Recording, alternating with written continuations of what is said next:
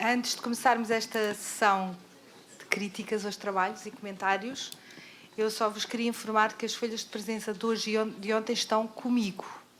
E por isso, no final, quem não teve a oportunidade de assinar, dirija-se aqui, está bem? Paulo Pires do Val, tens a palavra. Bem, antes de mais, muitos parabéns. Foi uma tarde muito proveitosa, a ver trabalhos excelentes e completamente inesperados, devo dizer. Quando fui convidado para lançar este trabalho e comecei a pensar o que é que poderiam ser os resultados de uma proposta como esta, talvez por ligação à arquitetura ou design aqui envolvido, eu estava à espera de encontrar objetos, maquetes, propostas sob esse ponto de vista espaciais, outras que não estas, e foi um desvio que quero dar-vos os parabéns. Acho que há aqui qualquer coisa também muito interessante neste trabalho de colaboração que implica esvaziar a disciplina, aquilo que nós estamos à espera, e isso é bonito, e aqui gostei muito de o ver, ou seja, não ser, ainda que estivesse sempre presente, ou muitas vezes presente essa relação, mas esse cruzamento indisciplinar aqui ficou muito claro, e é bom. Depois, salientar, e certamente alguns de vós sentiram, experimentaram isso ou pensaram nisso, como há alguns elementos comuns a muitos grupos ou apresentações, não é? Ou seja, eu vou só sublinhar alguns, e desculpem, isto é tudo assim à flor da pele, e à queima-roupa, e precisaria de mais tempo para vos ajudar ou nos ajudarmos a pensar sobre eles. Mas há alguns são, assim, uma espécie de elementos comuns que nós ligamos ao silêncio e que muitos destes projetos e trabalhos sublinham. Por exemplo, é o som da batida do coração. É repetido em muitos lugares. Percebemos porquê. Porque assim, no meio do silêncio absoluto que pudermos fazer, esse é o som que continuará ainda a atormentar-nos, ou seja, desse não conseguimos fugir. Portanto, há assim uma ligação muito próxima entre esse som da batida, do sangue a pulsar dentro de nós, portanto, o som desse silêncio primordial que é o da própria vida, ao limite, assim, uma espécie de, até a vida do universo, que corre em nós, que é profundamente misterioso. O que é que o faz, o que é que nos faz mexer? Que energia é esta que nos autossustenta e que está ligada a esse som. Depois há outro som também, e curiosamente muito próximo, que tem a ver com a vida, que é a da respiração. Aparece várias vezes o som da respiração, mais ou menos ofegante, mas a respiração aparece também muito ligado a esta experiência do silêncio. Também porque a própria respiração permite-nos entrar em concentração silenciosa, muitas vezes, não é? Ou seja, há exercícios de respiração que também ajudarão a isso, mas julgo que há ainda por trás essa outra ligação forte, íntima, que é essa experiência vital. A respiração é fundamental. Por exemplo, no livro do Gênesis, primeiro livro dos textos bíblicos, dessa biblioteca que é a Bíblia, no livro do Gênesis diz, depois da criação do mundo, que o Espírito de Deus, Espírito é ruá, é o sopro de Deus pairava sobre as águas. Curiosamente, é outro elemento repetido em muitos destes filmes ou destas experiências, que é o elemento líquido. Não é? Para alguns, o estar diante, como num dos grupos, o estar diante do mar, para outros a água que corre, ou mesmo num dos elementos que tinha o corredor, terrível corredor, que atravessávamos para entrar dentro da sala escura, daquela cápsula, mesmo dentro dessa cápsula, um dos elementos visuais com cor, coloridos, tinha qualquer coisa de líquido, ou seja, ele próprio tinha essa dimensão. Portanto, é curioso como ligamos também ao líquido, e essa experiência líquida, a experiência do silêncio, como o estar debaixo da água, na piscina, por exemplo, não é? Ou seja, essa ideia quase de um silêncio aquático, que nos é habitualmente estranho, e que permite assim uma espécie de passagem para outro mundo, que é uma coisa curiosa. Aparece nesta última instalação assim uma fenda, não é?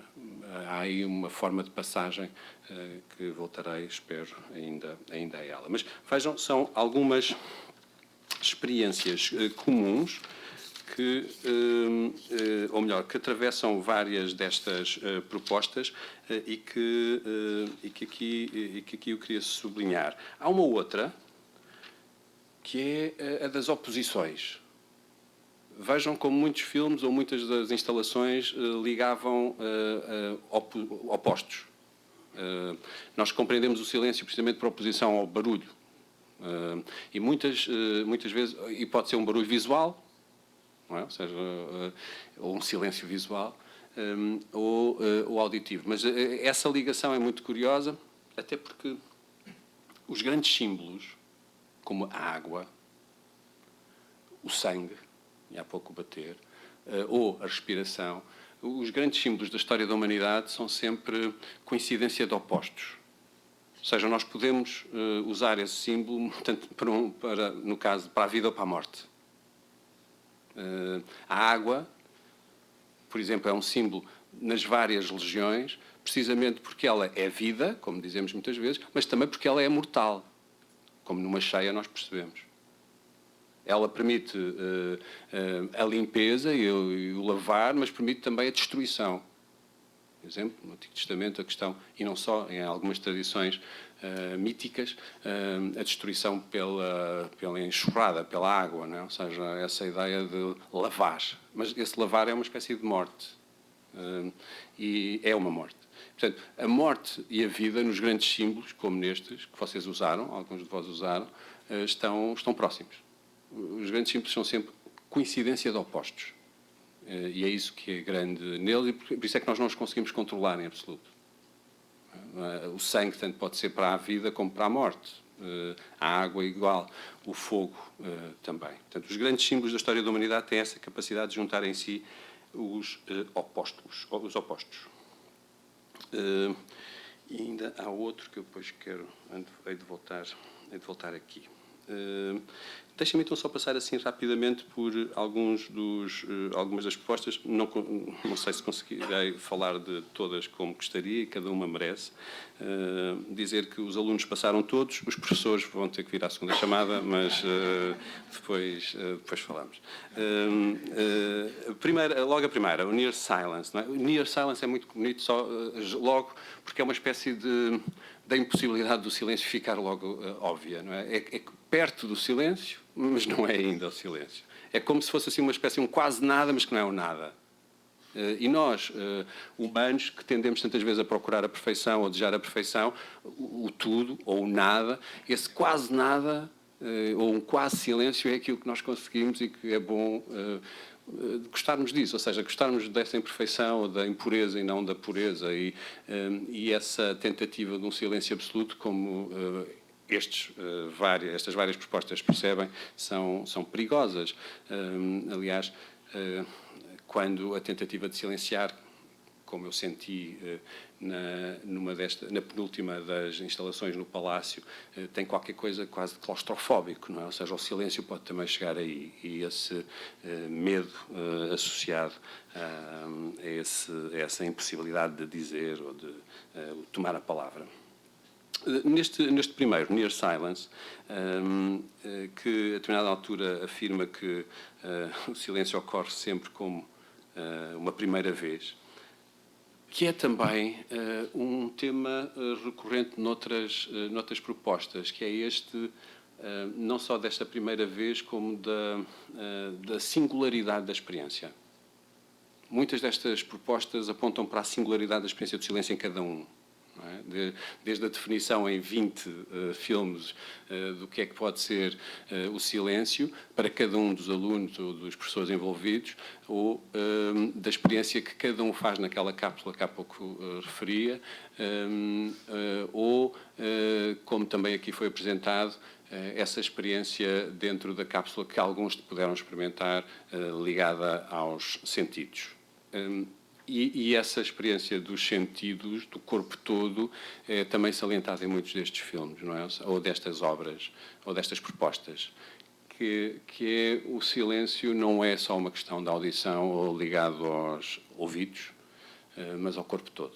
É também qualquer coisa que fico aqui e sublinho de várias destas experiências. Repetia também, nessa primeira, a questão da respiração, e noutros lugares, o tal ruá, o tal sopro primitivo, criador, é ele que cria, é o espírito, o ruá é o espírito que cria, e isso está ligado precisamente ao silêncio. Vejam, essa experiência de sermos inspirados, usa-se muitas vezes a expressão alguém inspirado, alguém que teve inspiração ou que se sentiu inspirado, implica ser tomado por um espírito, e mais uma vez a palavra inspirado está ligada à respiração, não é? É a mesma origem, e um espírito que parece vir de fora. Esse parece vir de fora porque implica um esvaziamento de si. E terminarei esta pequena reflexão que estou a fazer convosco também com uma história com o Ateliê. Lembrem-me disso, por favor, e com o John Cage. O filme aparece, este primeiro, Near Silence, de uma forma muito bonita, como uma reflexão visual, gráfica, muito simples, preto e branco, que também são cores que ao longo de todas as apresentações surgiram, não é? O preto e o branco são referentes do silêncio, o que também indica a nossa ligação à cor ou às cores, que não é neutra. Ou seja, há uma história da cor, e essa história da cor é importante para quem, por exemplo, trabalha com esse meio, para perceber que não há uma neutralidade na cor. Ela atravessa-nos com emoções, ou com sentimentos, ou faz-nos experimentar algo. E o negro e o branco já viram que está muito associado a estas experiências diferentes de silêncio. Curiosamente, Mallarmé diz, normalmente pensamos a poesia como ligada à palavra, e a palavra a preto sobre o branco. O Mallarmé tem uma frase lindíssima em que diz sobre o poema, ou sobre o livro, que é tão belo de moldar o branco da página como o negro da palavra. Ou seja, a maneira como deixamos na página as palavras e moldamos o branco em relação à própria palavra é tão belo, diz, como a palavra. E, portanto, o poema, no caso, implica esses silêncios. O branco é o silêncio, em Mallarmé, ao lado da palavra. E aqui também sentíamos isso, este jogo entre o branco e o negro. Deixem-me também dizer que vocês, no primeiro grupo, deram-nos logo quais foram as referências que tinham, e depois também foi muito, muito interessante não as ver imediatamente no filme. Esse desvio é muito importante, eu julgo que é importantíssimo. Interessam-me sempre os artistas, por exemplo, que me dizem eu quando estive a pensar esta exposição, esta obra, aquela obra, estiveram presentes, mas depois chegas lá e não vê nada, não conseguimos ver esta ligação imediata, porque é esse não imediato que me interessa, é esse desvio. Ou seja, foi uma fonte de inspiração, mas não de repetição ou de cópia, ainda pior. Portanto, o Kubrick, o Da Vinci, o Abramovic, todas essas referências aparecem ali naquela meditação gráfica de outra maneira. E sublinhava então só uma última coisa, que tem a ver com um jogo entre centro e periferia na tela. O centro é um lugar, é um topos, ou seja, é um lugar simbólico, uma topografia simbólica, o centro. O centro desta tela e o ponto, que aparece ali de várias maneiras. Aquele centro, nós identificamos muitas vezes com a experiência do silêncio. Conseguir fazer silêncio é conseguir centrar-nos, não é? E que aparece também na palavra concentrar-nos, que aliás é logo das primeiras meditações ali, que é haver vários pontos e de repente eles concentram-se, uma espécie de infinito concentrado, e depois expandido, depois concentrado, essa concentração que depois leva à tensão com as margens do próprio ecrã. Ou sei se sentiram o mesmo, à medida que ia abrir eu ficava, será que vai até mesmo à margem? Eles deixam um bocadinho antes, ou seja, esta ligação entre aquele centro e depois o que está em redor, essa periferia, no caso da tela. Mas o centro é um modo de nós nos referirmos a essa experiência também do silêncio. Sermos capazes de nos centrar, nos centrarmos.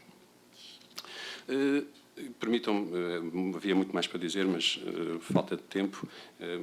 Dou desde já os parabéns a todos e gostei muitíssimo.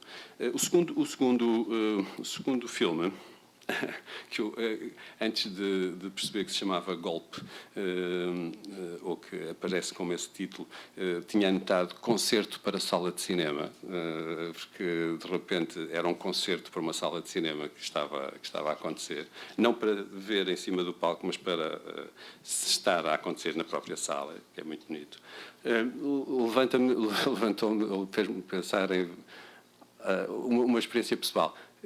Não sei se alguns de vós estudam ou gostam de estudar ou de escrever ou de ler em cafés. Eu gosto particularmente, devo dizer.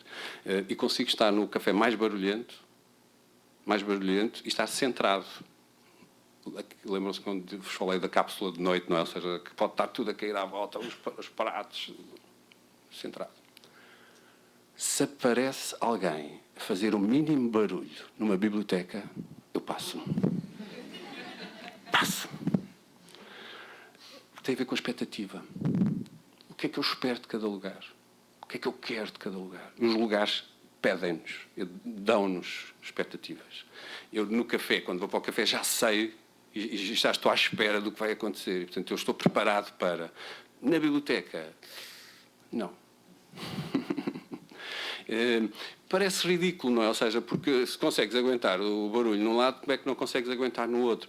Mas a nossa relação com o mundo implica sempre esta relação também de expectativa e daquilo que cada lugar nos propõe. É uma proposta também do próprio lugar.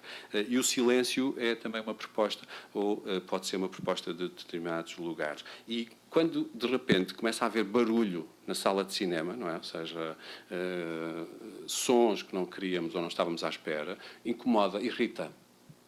E o silêncio aí ligado à falta, estávamos à espera na sala de cinema, no caso de haver alguém a comer pipocas atrás de nós, ou então desatar a tocar ao nosso lado qualquer coisa, é inesperado e irritante. E essa expectativa é muito curiosa, e como lidar com ela? Como é que eu lido com ela?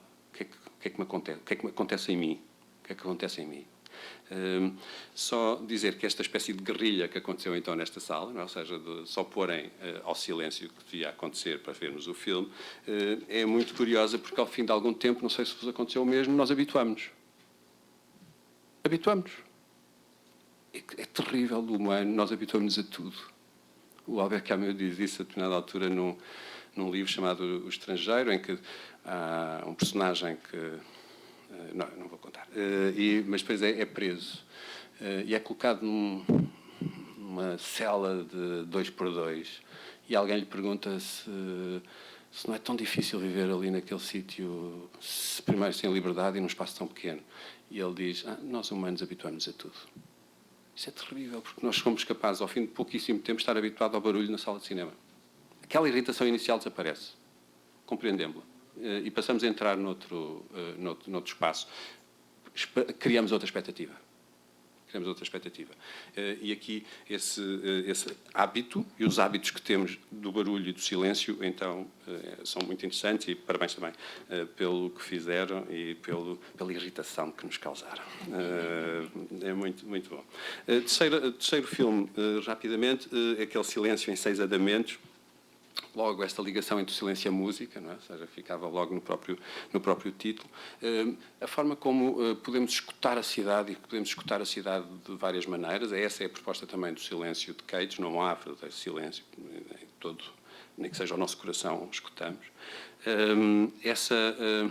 Talvez no éter, como um dos grupos propunha, essa suspensão do som acontece naquele filme também de uma forma muito bonita, quando há uma suspensão do próprio tempo, que é de repente encontras alguém do outro lado da rua e essa pessoa chama-te a atenção, ou os seus olhos cruzam-se com os nossos, e de repente há assim uma espécie de suspensão do tempo, e aí o silêncio acontece.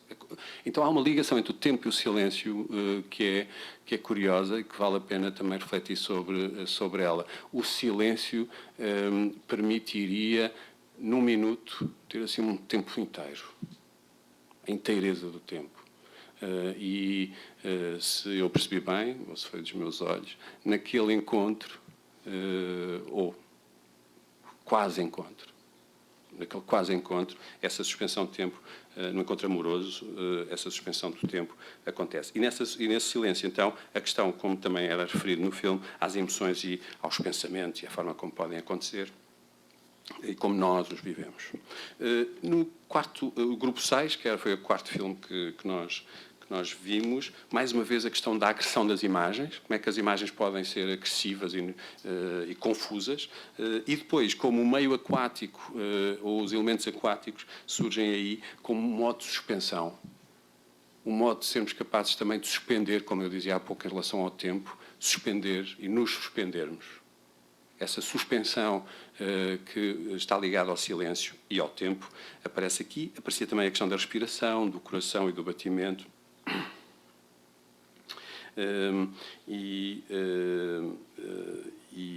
Tinha aqui, desculpem.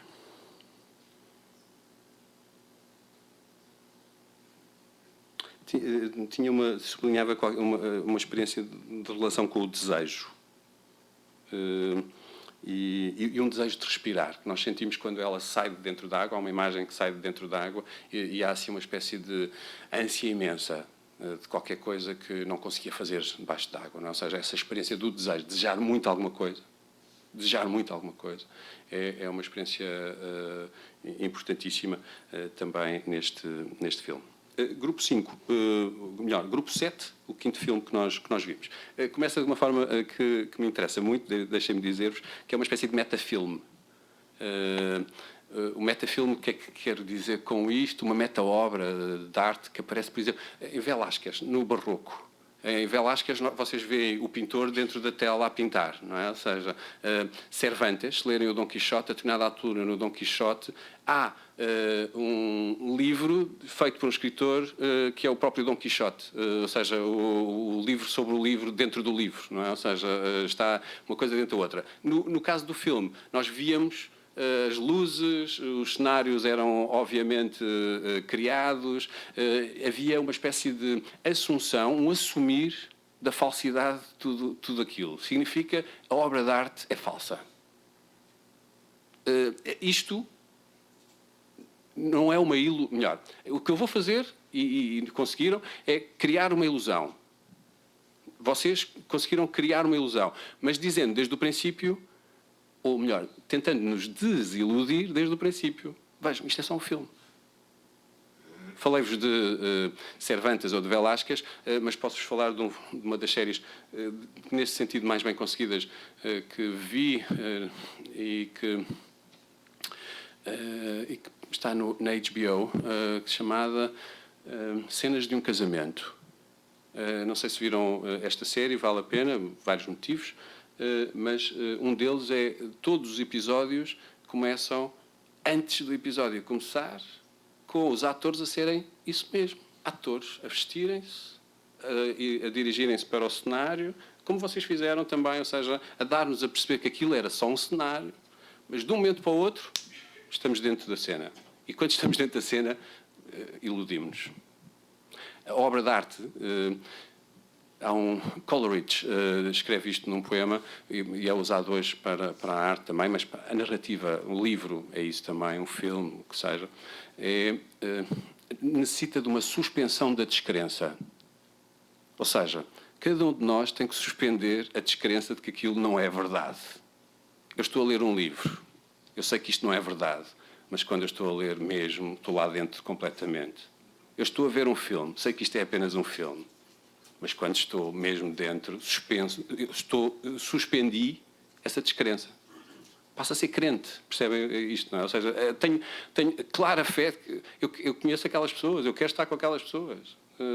A suspensão da descrença é fundamental. Senão ficamos sempre fora. E nós somos muito cínicos, se calhar, na sociedade contemporânea, e estar de fora é fácil. Nós temos esta visão relativamente fácil e cínica nesse sentido. Estar dentro, deixar entrar, implica essa suspensão da descrença. E vocês dão-nos isso de uma forma muito bonita. Primeiro, mostram-nos isto é tudo falso. Isto não é uma sala de jantar, as luzes não são verdadeiras. E depois, de repente, estamos lá dentro.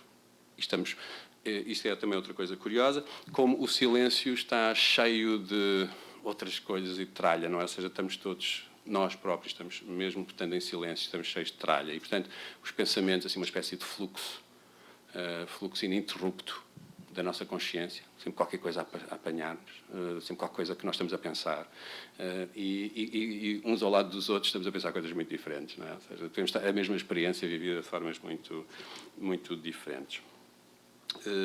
Esta dificuldade do silêncio, na verdade, de ser uma experiência pessoal, mas depois também de ser partilhado. Como facilmente enchemos o silêncio. E é preciso assim, uma espécie de experiência limite, que é aquela da morte, de algum modo. É uma experiência limite para nos fazer experimentar outro modo de ser e outro modo de estar. Essas experiências limites, não precisam de ser só da morte, são fundamentais e determinantes para esta experiência do silêncio. A outra experiência limite, como há pouco víamos noutro filme, dizia, é o do encontro amoroso. Encontrar alguém. É uma experiência limite também dessa experiência. No grupo 10, que aparecia aqui também com este ensaio, e com o ensaio em que a própria experiência já é feita, em que o éter, esse meio de sustentação, aparece muito curioso. Ou seja, o silêncio como uma espécie de pano de fundo de tudo mais, não é? Ou seja, da nossa própria experiência. Precisamos desse silêncio, mesmo sem dar conta disso. É assim uma espécie de presença sempre esquecida. Acontece-nos isso com as pessoas que amamos ou são muito próximas de nós. Às vezes estão tão próximas que nós nem damos conta delas. Não é? Só quando nos falta alguém, essa pessoa, sentimos isso de uma forma muito pregnante. E com o silêncio também. É assim uma espécie de pano de fundo que está lá, mas que nós enchemos com outras coisas até deixar de o ver ou de lhe dar atenção. É o pano de fundo do próprio universo, como tentavam mostrar. Depois, essa ideia de um estímulo a todos os sentidos, volto a repetir, é qualquer coisa que aqui aparece, muito, muito bem. E o sexto sentido, que é muito bonito, aquilo que lhe afirmaram, e que seria uma espécie de consciência de nós termos um lugar bem situado, não é? Ou seja, nós nos situarmos bem no lugar. Curiosamente, a nossa experiência da vida é normalmente o contrário. Nós somos lugares mal situados. Esse desacerto, essa experiência de desacerto é, na verdade, a nossa experiência mais comum. Sermos lugares mal situados. Escavar até chegar a esta experiência pode ser muito interessante e continuarem a pensar nisso, ligada à própria noção de labirinto. Vejam, o labirinto, por exemplo, na época do Barroco, o labirinto era a imagem da própria consciência. É o mundo é um labirinto onde nos podemos perder, mas a mente humana, a razão humana é um labirinto. Portanto, não é só uma coisa exterior, é qualquer coisa que transportamos em nós e, portanto, a ligação à introspeção, que aqui também, e à intimidade, à interioridade ligada ao silêncio, é qualquer coisa que aqui também surge. Sublinhar ainda uma outra coisa que que vocês também sublinharam nesta proposta, que é o silêncio ser uma experiência pessoal. Única, cada um, não é? Ou seja, cada um faz uma experiência diferente. E, por outro lado, a minha pergunta, como é que nós ainda podemos, coletivamente, ter experiências de silêncio significantes? Eu julgo que são determinantes. Ou seja, quando há momentos em que, num concerto, o tal silêncio depois do tiro, de repente nós sentimos que toda aquela sala partilha de um silêncio, ou que conseguimos estar em silêncio juntos. Essa experiência de um silêncio significativo. E que vejam que hoje até as próprias igrejas têm medo. Vocês entram numa igreja e já há música. metem um gregoriano de fundo, ou assim, qualquer coisa para encher o silêncio. Nós temos horror ao vazio e ao silêncio, de tal maneira que a própria experiência coletiva do silêncio parece uma coisa difícil. Deixava-vos este desafio também para pensarmos em conjunto. E depois, então, a tal... ou seja, como é que conseguimos estar unidos no mesmo silêncio? Julgo que era bonito. E a tal contradição dos opostos. Vejam, se nós vivêssemos só experiências de prazer, deixávamos de perceber o que era o prazer. Precisamos de um claro jogo entre o desprazer e o prazer, entre o barulho e o silêncio. Portanto, esta ideia de uma tentativa também absoluta do silêncio, que seria não uma utopia, mas uma distopia. Contar uma história. Depois vou-vos contar uma de John Cage também, mas esta de John Cage. O Robert Morris é um grande escultor norte-americano. Robert Morris tem uma obra que é um cubo em madeira, julgo que o próprio título é tautológico, um cubo em madeira com o som da sua própria fabricação.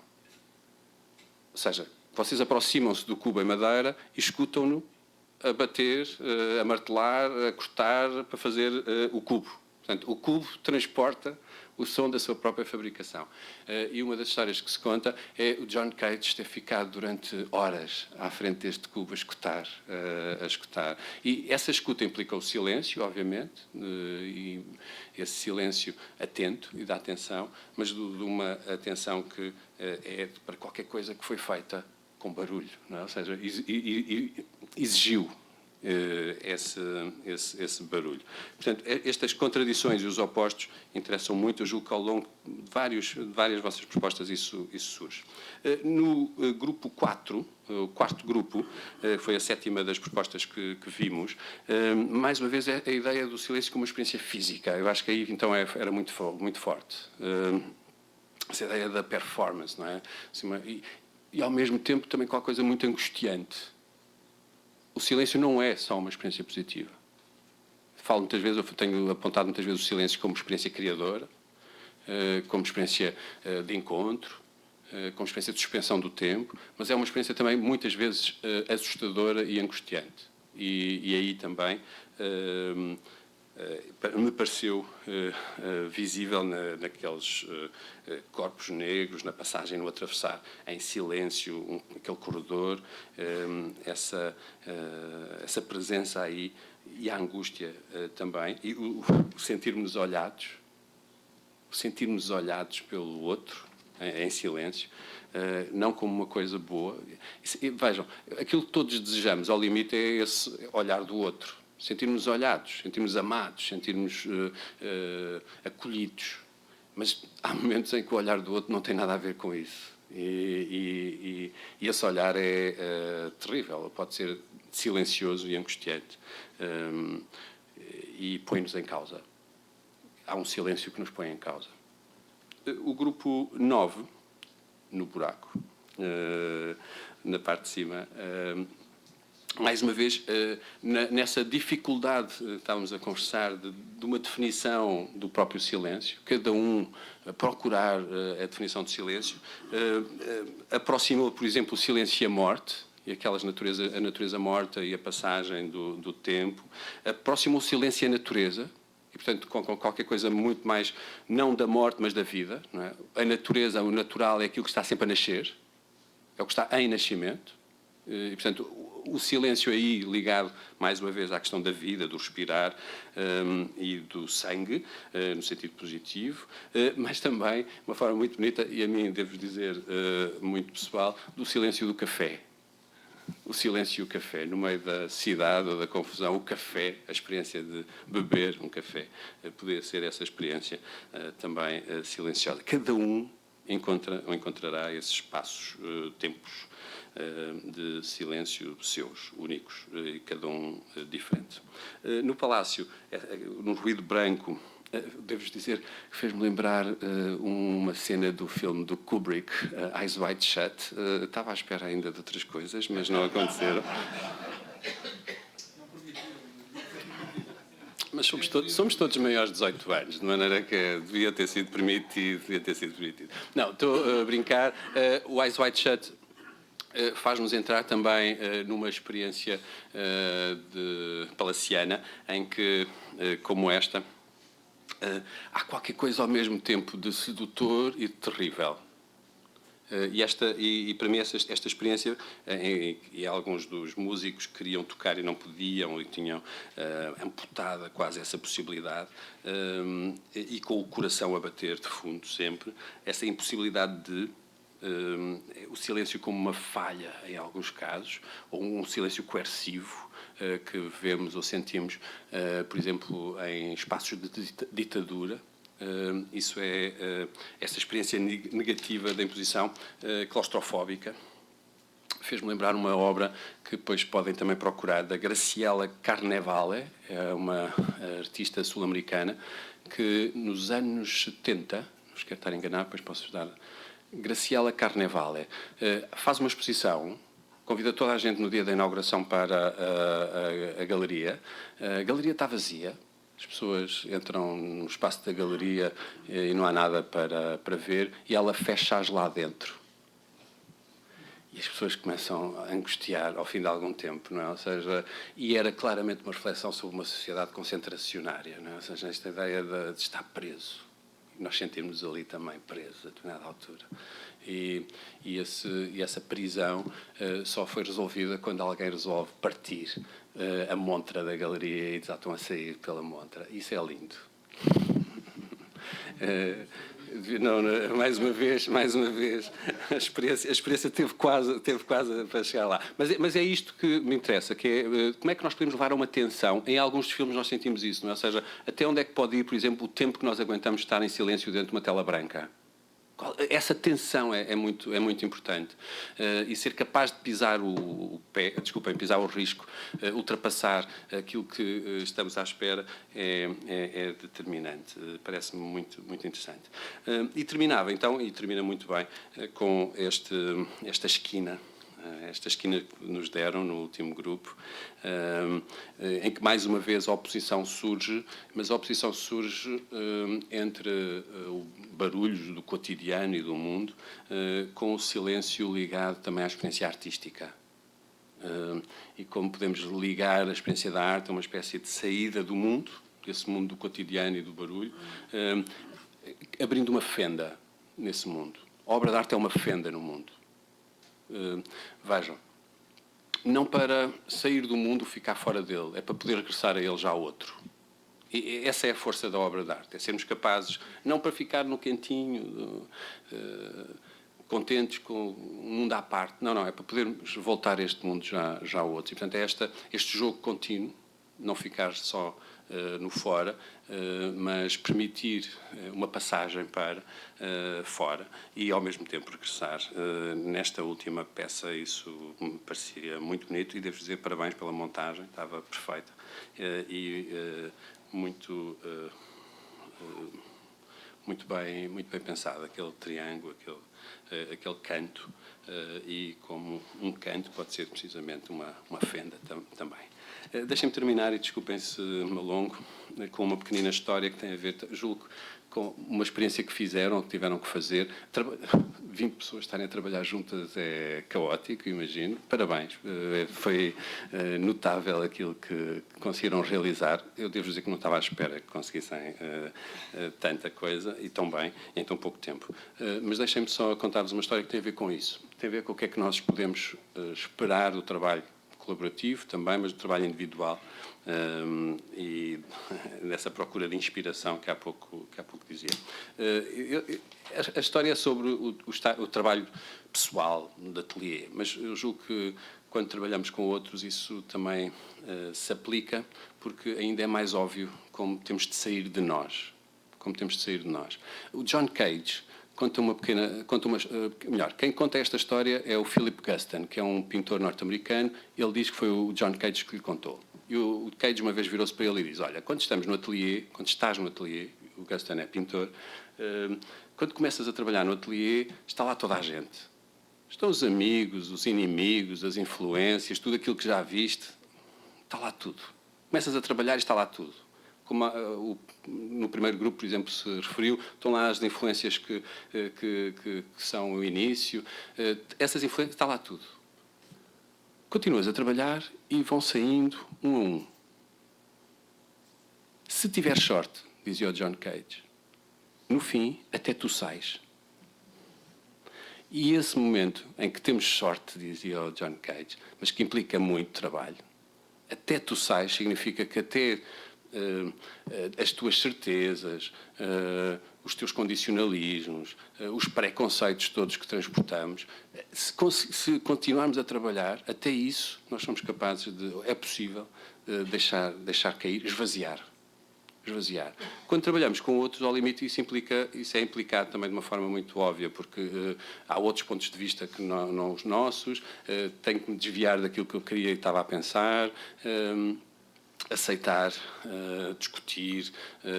Isso é um exercício fundamental, parece, não só dessa vivência democrática que falávamos também na última vez, mas da própria experiência artística, esta espécie de ser capaz de nos esvaziarmos para aceitar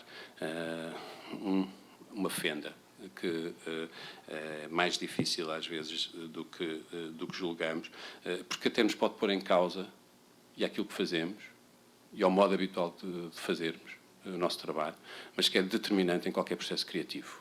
Não há verdadeiro processo criativo sem este ser influenciado, receber um património que nós herdamos, mas ser capaz também de o esquecer, nos esquecermos de nós, ao limite, para poder criar qualquer coisa de novo. E esquecermos de nós implica também sermos capazes de escutar outros e a forma como outros pensam e o que eles também desejam fazer. Parabéns a todos. Muito obrigado.